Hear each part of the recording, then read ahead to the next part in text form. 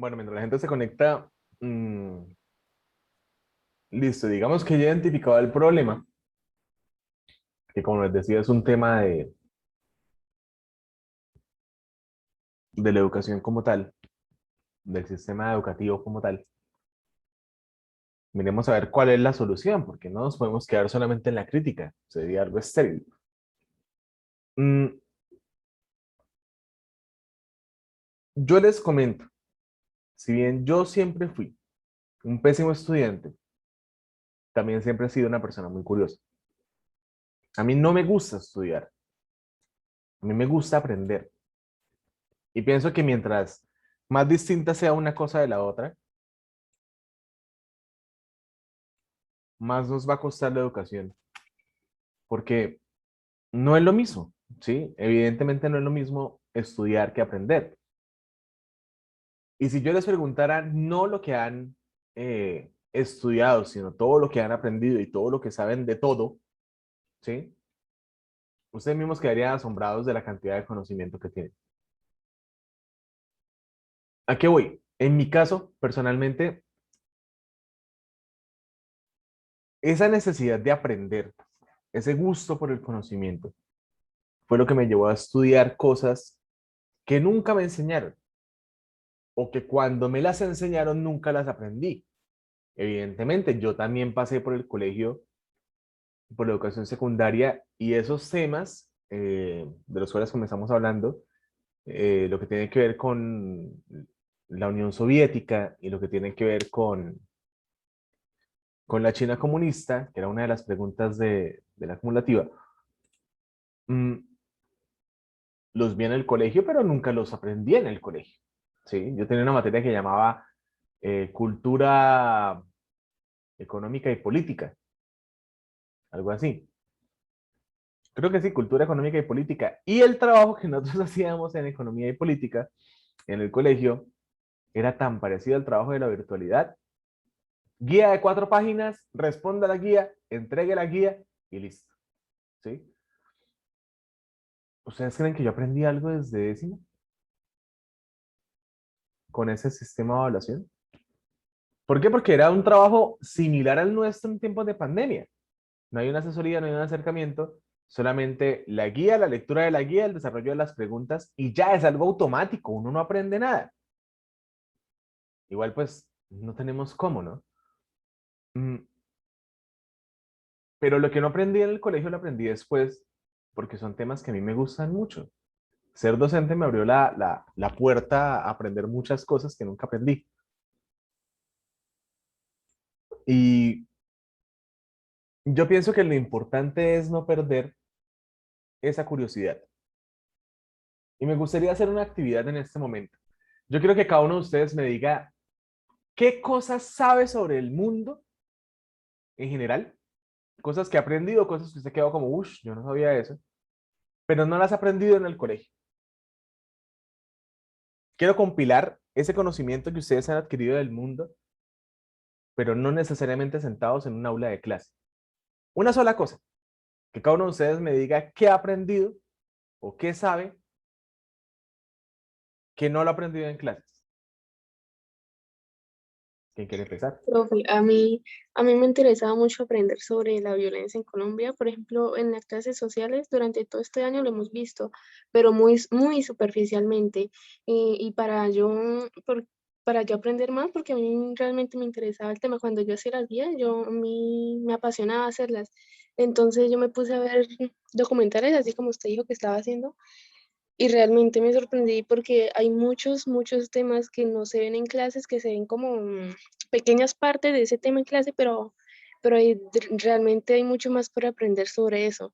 Entonces me ha interesado mucho ese tema sobre la violencia, sobre las masacres, sobre el paramilitarismo y pues sobre todo eso, pues en Colombia, ¿no? No afuera en el mundo, pues la verdad no sé. Muy bien. Justamente Colombia vivió un periodo llamado la época de la violencia, que comenzó con la muerte, con el asesinato de Jorge Eliezer Gaitán en abril, el 9 de abril de 1948, y fue una violencia bipartidista muy fuerte. entre liberales y conservadores que se extendió hasta 1952, si no estoy mal, 53. Y justamente ayer, por casualidad, me encontré en una esquina de la UIS, en un puesto de un man que vende libros que conozco hace muchos años, un libro pequeñito de un autor santanderiano de 1961, llamado Ernesto Camargo Martínez, que tiene un cuento sobre la época de la violencia en Santander y sobre un personaje que terminó auxiliando al tipo que lo mandó a matar. O sea, le terminó salvando la vida. Yo creo que a usted le encantaría leer ese cuento, porque es como una mirada interna al problema de la violencia en la misma época en la que eso estaba sucediendo.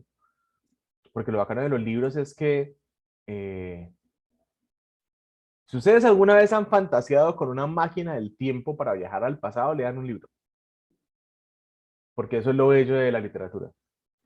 Nos manda, ¡pah!, a otra época, a otro lugar, a otro tiempo, a otro personaje.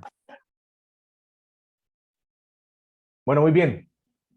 Hablo demasiado, pero no quiero hablar. Hablen ustedes. ¿Qué más me quiere contar que ha aprendido que no ha aprendido en clase?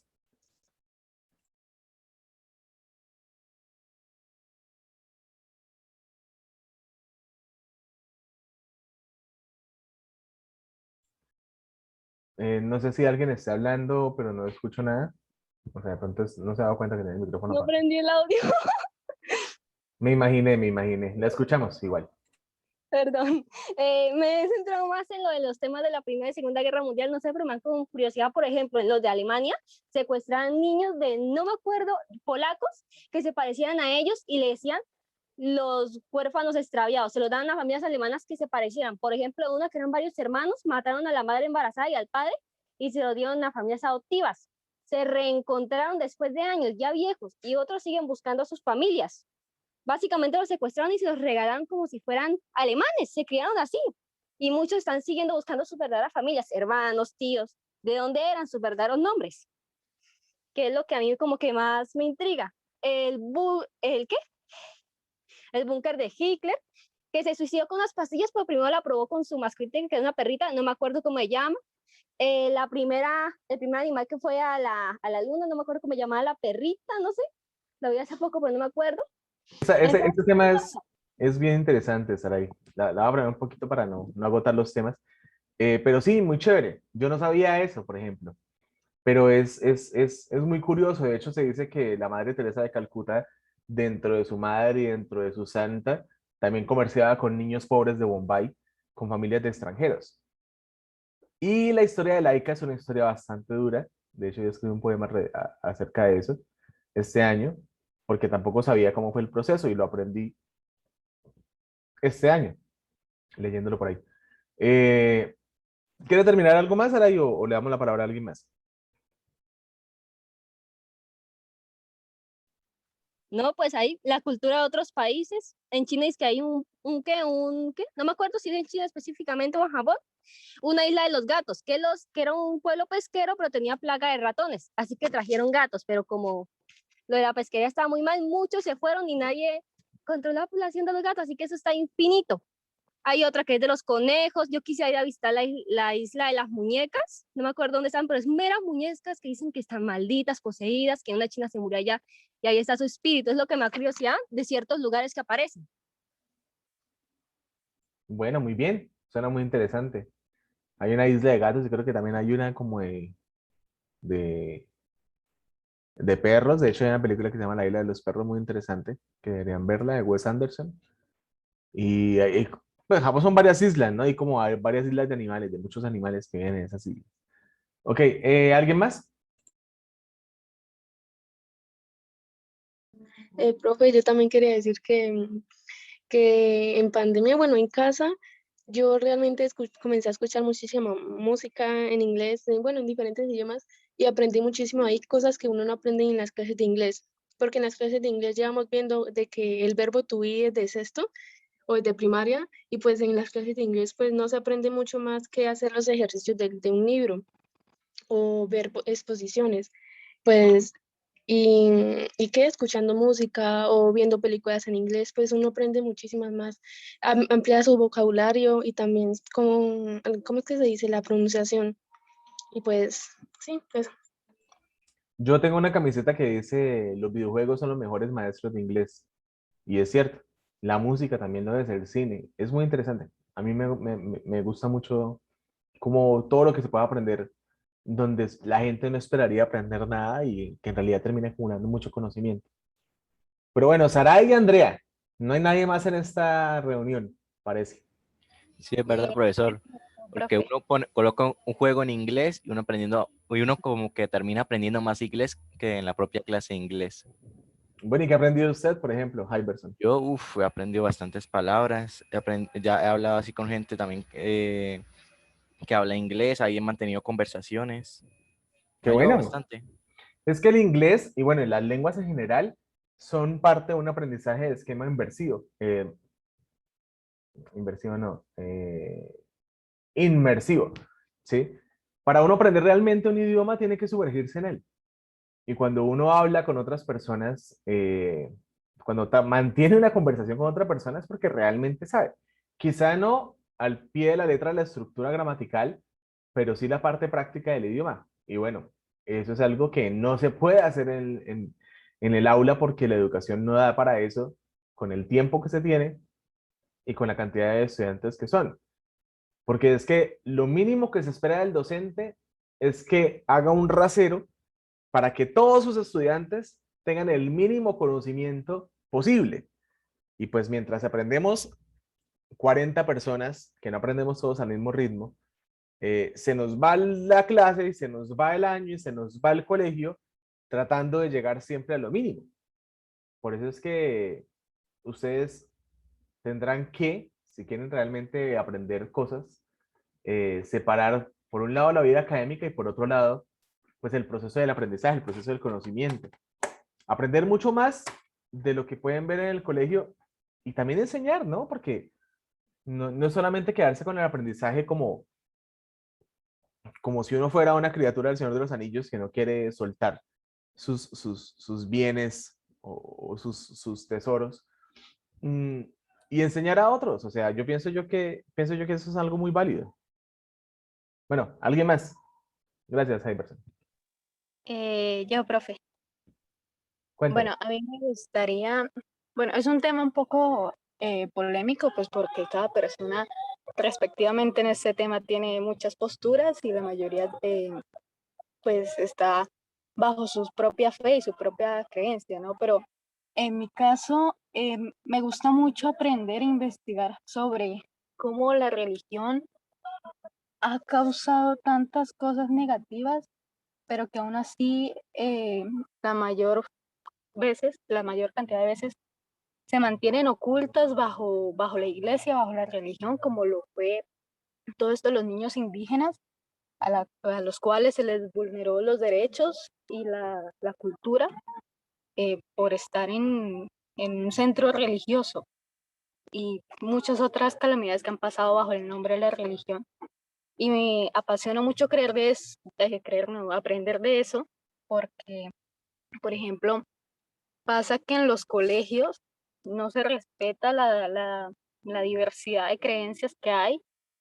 Por ejemplo, pasa que lo manejan como si todas las personas creyeran en un Dios, en el mismo Dios. Me parece algo injusto y que se debería respetar más que todo, sí que pienso que la religión no se debería enseñar en los colegios porque es un tema muy subjetivo y me gusta aprender afuera del colegio de ese tema en especial. Y otro tema también es sobre, digamos, las colonizaciones también, porque se ve mucho esto de quitar la cultura a las personas, ¿no? Como, por ejemplo, la de Japón en Corea. Todo ese tema me apasiona mucho a mí. Bueno, qué interesante. Hay muchos puntos en común, ¿sí? Eh, Me refiero, a partir de mi perspectiva, cuando yo estaba en décimo o undécimo, yo tuve una crisis teológica en el sentido en que empecé a plantearme eh, como el sentido de muchas cosas. Empecé a tratar de encontrar efectivamente la presencia de Dios y lo único que recibí fue silencio. Y empecé a buscar sobre muchas otras cosas, empecé a conocer sobre otras religiones. Yo recuerdo que en religión estábamos hablando del budismo, empecé a investigar sobre budismo, empecé a investigar sobre todo tipo de religiones, buscando a Dios en cada una de ellas. Y mi descubrimiento personal o mi experiencia personal me llevó a entender a mi manera que detrás de todas las religiones lo único que hay es literatura. Y por eso me enamoré de la literatura y por eso empecé a aprender de literatura, que ustedes sabrán, o bueno, para los que no lo sepan, yo soy escritor y yo no aprendí a ser escritor en la universidad y yo no aprendí a ser escritor en el colegio. Lo aprendí leyendo y lo aprendí en mi manera, en mi espacio, en mi tiempo, como parte de mi propia búsqueda. Justamente hoy, que estuve en la Feria del Libro de Bucaramanga, en una conferencia, estuvimos dando una conferencia sobre el futuro del libro, con la editorial que creé el año pasado, decía la entrevistadora como, es curioso que ninguno de estos editores sea de profesión editor. Y justamente el otro editor de la otra editorial que estaba ahí también es filósofo. Y yo digo, es que las pasiones no son comerciales muchas veces, ¿sí? En ninguna universidad de Bucaramanga se enseña a ser editor, porque nada más hay 100 librerías en Colombia. O sea, miren eso. Nada más 100 librerías en Colombia, que decía la presentadora, eso es lo que hay en un barrio de Buenos Aires. O sea, miren la comunidad en la que estamos y cómo responde la gente a eso. El caso es que es anticonstitucional, por ejemplo, asumir que la gente tiene que ser cristiana. Yo, como no creyente, he batallado contra eso siempre y siempre he estado del lado de los Y profe, estudiantes. disculpe que lo interrumpa. Yo recuerdo que en una clase, bueno, en una de las primeras clases presenciales que tuvimos, estamos 8 personas en un salón y pues el profesor se dignó a hacer una oración, ¿cierto? Preguntó quiénes eran católicos y solo una persona que de 8 estudiantes era católica. Y aún así, en las clases de religión se dignan a enseñarnos solamente a imponerle la religión, a no abrir la mente a más temas de religión o de ética, sino nos imponen religión. Por ejemplo, en las actividades de religión solo es copiar partes de la Biblia o escribir una oración. O sea, no me parece que esté bien, pero bueno, siga, profesor. No es el mejor, pero es el que tenemos. A propósito de eso, Gottfried Leibniz siempre decía, este es el mejor de los mundos posibles. No es el mejor mundo, es el mejor posible porque es el único que hay, ¿sí? Siempre estamos en la mejor condición posible porque pues es lo que tenemos, ¿sí? Cada uno es tan alto, tan bajo, tan gordo, tan flaco, tan feo, como sea. Pues tenemos que aceptarlo. Eso no quiere decir que nos quedemos solamente con eso. Yo siempre le digo a la gente, ok, primero, las comparaciones son odiosas, yo no pretendo ser mejor profesor que nadie. Simplemente me gusta hacer mi cátedra como a mí se me da la gana porque es lo que yo sé hacer y lo que yo disfruto hacer. Segundo, si ustedes consideran que tienen un mal docente, en lugar de pelear con él o en lugar de llevarle a la contraria, hagan lo que él les pide, pero investiguen más por su cuenta, ¿sí? No esperen a que una persona les enseñe la verdad. Bueno, les voy a dar este consejo ya, aparte del tema de la educación, es como un consejo para la vida. Absolutamente nadie les va a enseñar la verdad, porque la verdad no es algo absoluto. Y cada persona, hablando del tema del colonialismo, va a enseñarle lo que a cada persona le convenga que ustedes aprendan. ¿Sí? Con respecto a la libertad, por ejemplo, con respecto al conocimiento, ustedes no saben lo peligroso que es una persona que piensa por sí misma. Para cualquier gobierno en el mundo, para incluso cualquier familia, porque es que, repito, todo nuestro sistema se ha organizado a partir de un conductismo bastante represivo.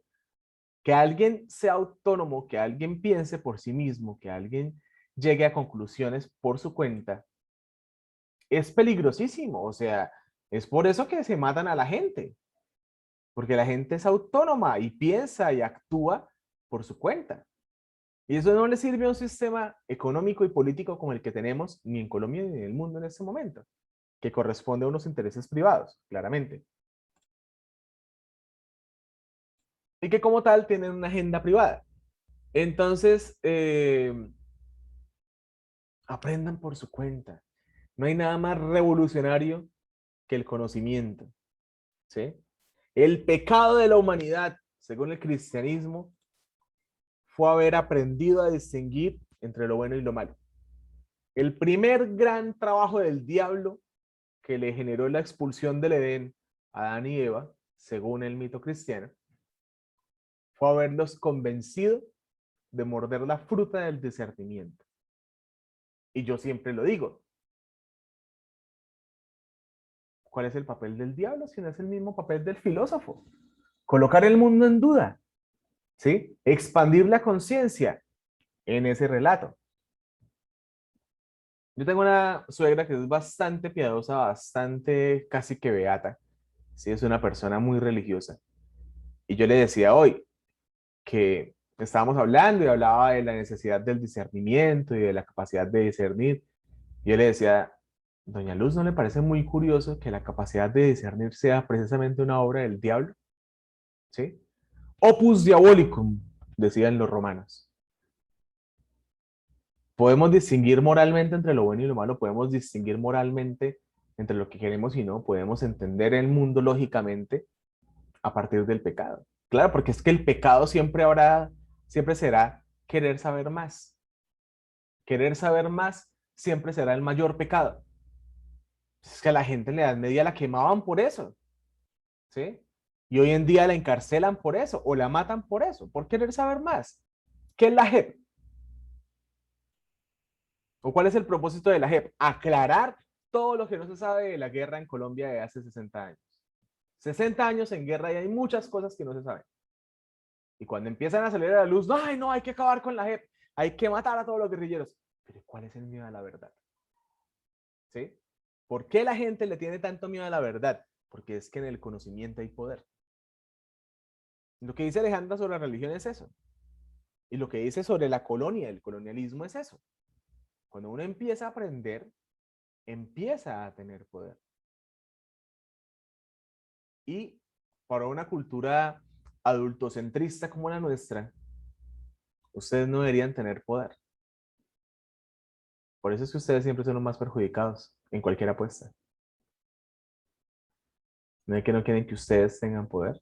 ¿Quiénes pueden cambiar el mundo? Los jóvenes. ¿Y qué poder tienen los jóvenes? Ninguno. Ni siquiera les dan una educación adecuada. Bien, ¿alguien más?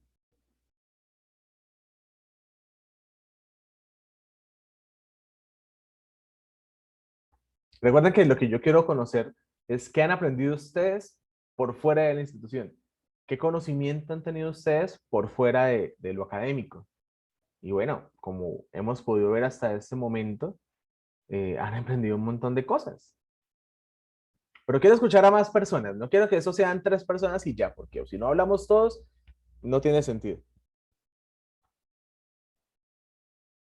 ¿Alguien más quiere darme su experiencia, su punto de vista, su visión personal? ¿Alguien que posiblemente esté hablando y no le sirva el micrófono?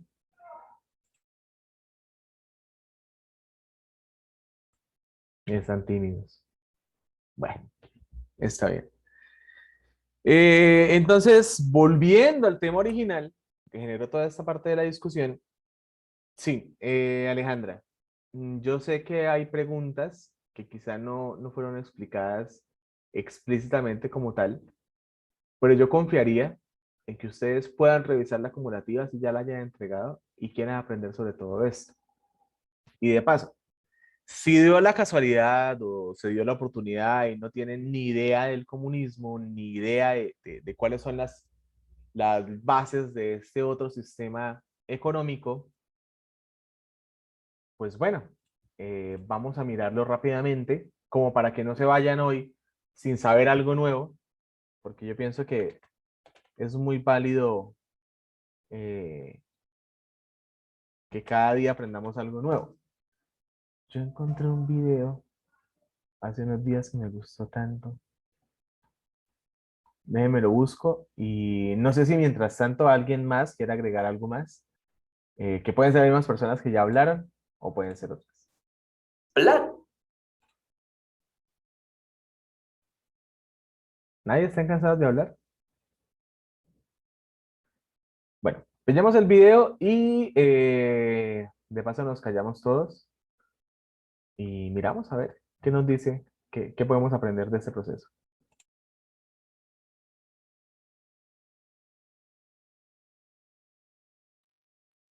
Sí proveyó el capital ¿Ahí escuchan bien?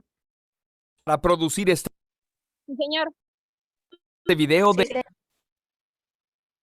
Perfecto, entonces voy a dejar sonando el video para que lo miremos y a partir de ahí les voy a contar un poco sobre qué fue el socialismo y qué significó para la Europa oriental, Asia y bueno, para el siglo XX y qué tiene que ver eso con nosotros y con la actualidad.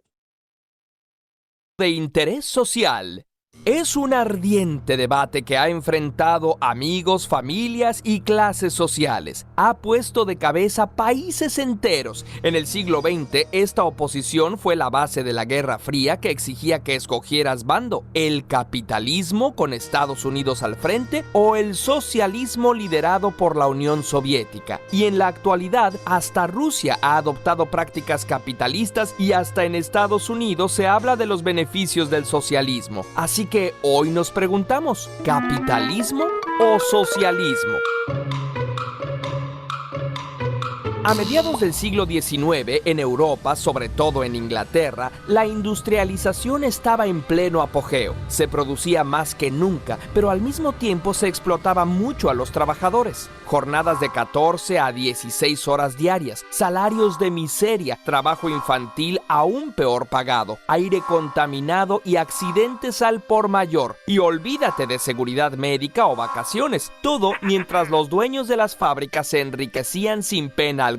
Entonces, un pensador alemán llamado Karl Marx se preguntó, ¿cómo llegamos a esto? Marx había leído a Hegel, quien postulaba que todo progresa a partir del enfrentamiento de contradicciones. Las sociedades también. Cada etapa del desarrollo social llevaba en sí el germen de su propia destrucción y la transformación en la siguiente. Para él, la civilización, por lo menos la europea, había pasado por las siguientes etapas. Comunismo primitivo, una época en la que los bienes escaseaban, todos los que eran capaces trabajaban y a todos los miembros de la comunidad se les repartía según su necesidad. En esta época se desarrolló la agricultura y otras técnicas que permitieron conservar y acumular bienes, lo que llevó a la segunda etapa, esclavismo. Por primera vez se dividen las clases sociales, las que trabajan y las que poseen los medios de producción. Poseen incluso a los trabajadores. En esta época existe la creencia de que los poderosos, reyes y sacerdotes, lo son gracias a que cuentan con el favor divino. Es también en esta época que aparece el Estado y lentamente va dando paso a la tercera etapa.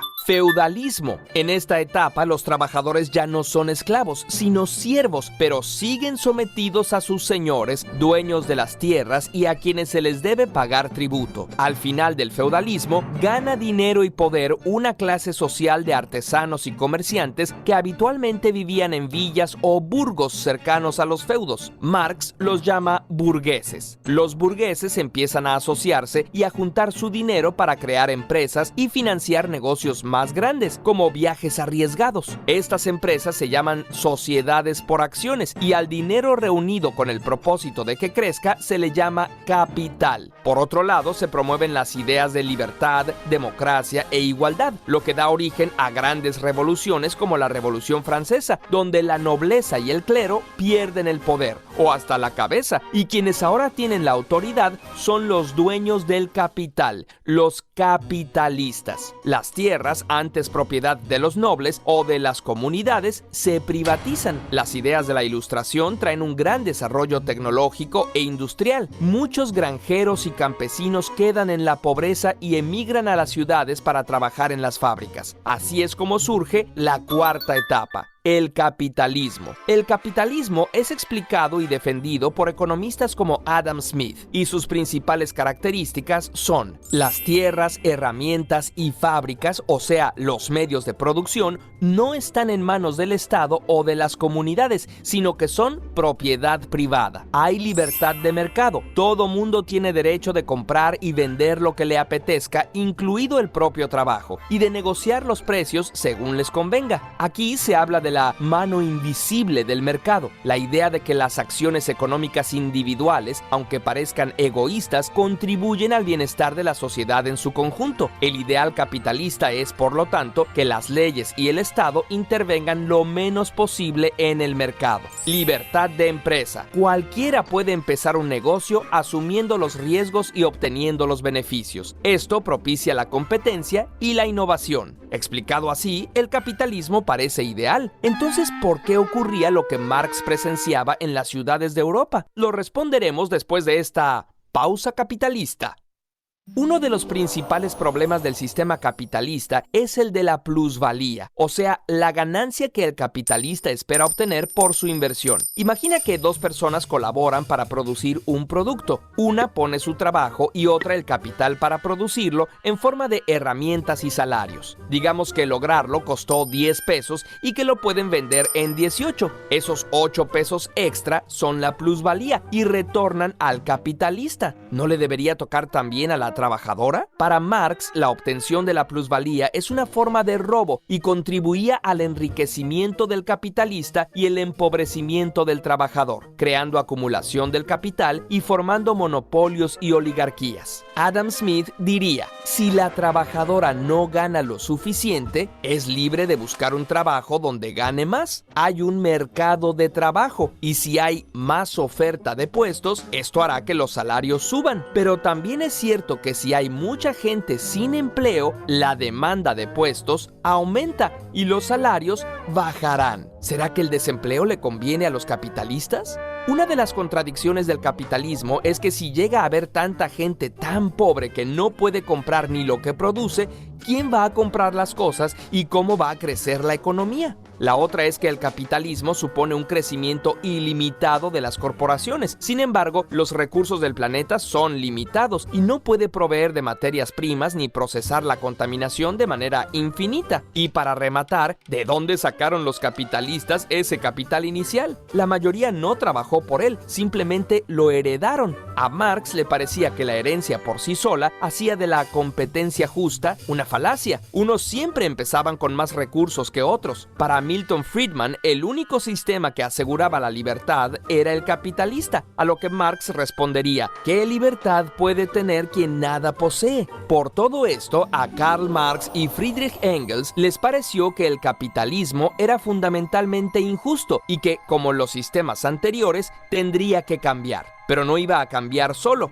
Inspirados por luchas de carácter socialista que habían ocurrido antes, publicaron el Manifiesto Comunista, que instaba a los trabajadores, llamados proletarios, a unirse y luchar para arrebatarle el poder a los capitalistas. Para ellos, una sociedad ideal sería comunista. No existirían ni las clases sociales ni la propiedad privada. Para llegar al comunismo se planteaba que se debería pasar primero por una etapa llamada socialismo. Las características más importantes del socialismo son la propiedad social de los medios de producción. Teóricamente, las herramientas, tierras y fábricas pertenecen a la sociedad en su conjunto, que se supone que está representada por el Estado. Planeación de la producción. Se evitan desperdicios, excesos y contaminación, asegurando que se produzca solo aquello que se necesita.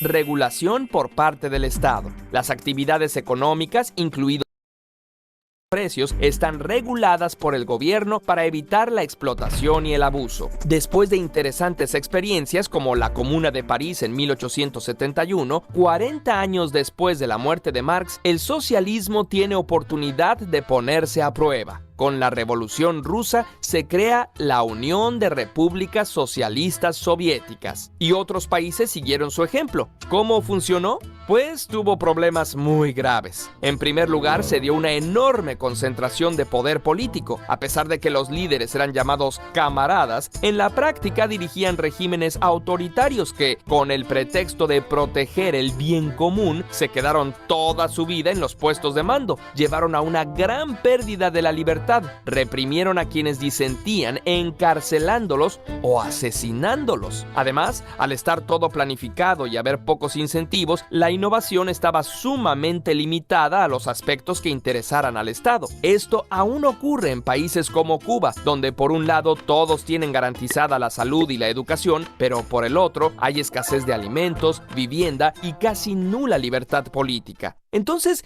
si ninguno de los dos sistemas es bueno, ¿la humanidad se quedó sin opciones? ¿No hay manera de tener las libertades que ofrece el capitalismo y la igualdad que ofrece el socialismo? En primer lugar, no todo es blanco o negro. Gracias a la unión y las luchas de los trabajadores, la mayor parte de los países actualmente tienen sistemas que mezclan en diferentes proporciones una economía capitalista con aspectos socializados. En el modelo nórdico, por ejemplo, hay libertad de empresa y de mercado, pero los trabajadores tienen fuertes sindicatos y el Estado interviene en la negociación de salarios. Y hasta en los países más capitalistas, el Estado se encarga de proporcionar carreteras y servicios públicos y, en mayor o menor medida, educación y servicios de salud. Y existe una lucha constante porque estos derechos sean cada vez mejores y mayores. Quizás si no fuera por las luchas socialistas, no tendríamos ahora jornadas de trabajo de 8 horas, salario mínimo, vacaciones, protección social de los niños o seguridad social.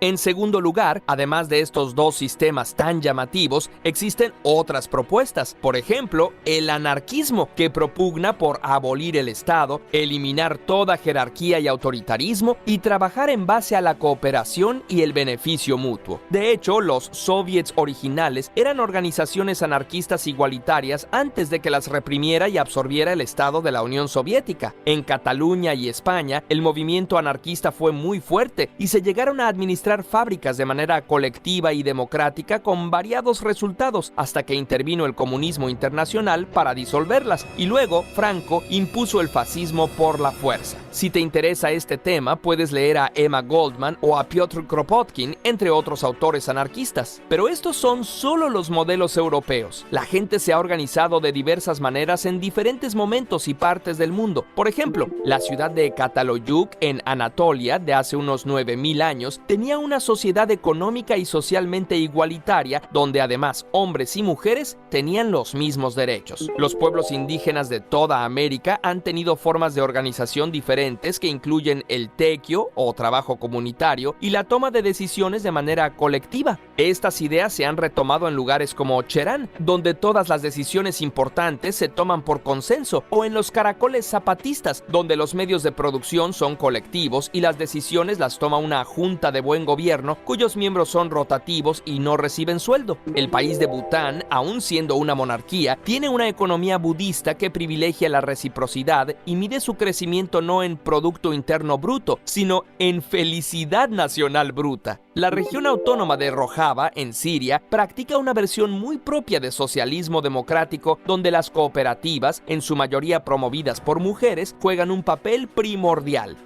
Como ves, capitalismo y socialismo son apenas dos de las muchas maneras en las que se pueden organizar los seres humanos, y la sociedad siempre puede cambiar. ¿Y tú? ¿Crees que se debería cambiar el sistema económico de tu país? ¿Cómo te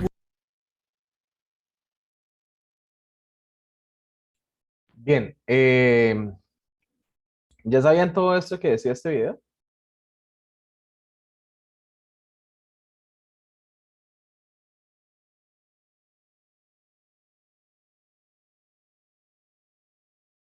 Chicos, La verdad, profe, muy pocas cosas, pero en general no tenía así como la conexión que dio el video entre cada tema. bueno, los voy a invitar a que entremos una última vez, que esto ya está que se corta. Tan pronto se corte, pueden volver a entrar con el mismo enlace. Y quiero tocar el tema, porque lo prometí, lo voy a hacer,